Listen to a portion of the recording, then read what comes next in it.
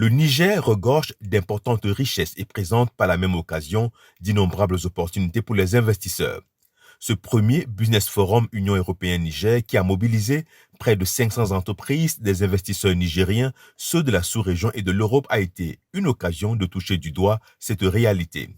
Nous leur avons présenté le climat des affaires au Niger qui est un climat avantageux, un climat favorable aux investissements.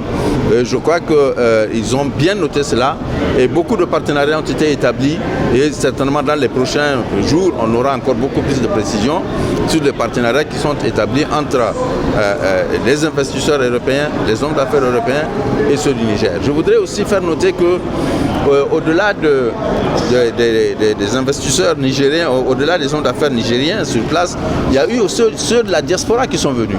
Ceux de la diaspora du Ghana, de Burkina, de Côte d'Ivoire, du Nigeria également. Et il y a eu aussi des pays frontaliers, l'Algérie était présente. Et donc tout cela, ils ont pu échanger non seulement avec les Nigériens, mais aussi avec les Européens pour voir quelles sont les possibilités d'affaires qu'ils peuvent développer entre eux. Plusieurs engagements ont été pris par des investisseurs au cours de ce Business Forum, mais également de nombreux contacts noués entre participants. Il y a un portefeuille qui est connu de coopération classique, qui est multiforme, multisectoriel, multidimensionnel au Niger. Le Niger est le 3e pays qui reçoit le plus en Afrique subsaharienne de fonds de coopération. Coopération qui va de la coopération au développement classique, passant par le sécuritaire, l'humanitaire, la stabilisation.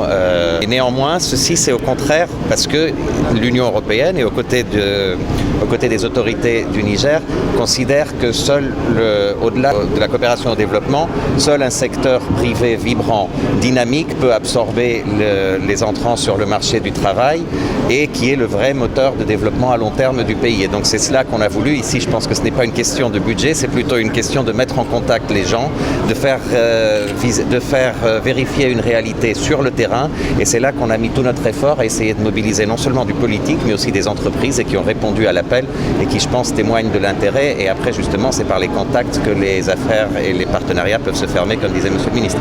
Cette première édition du Business Forum Union européenne-Niger est l'une des plus importantes rencontres d'affaires de l'histoire économique du Niger.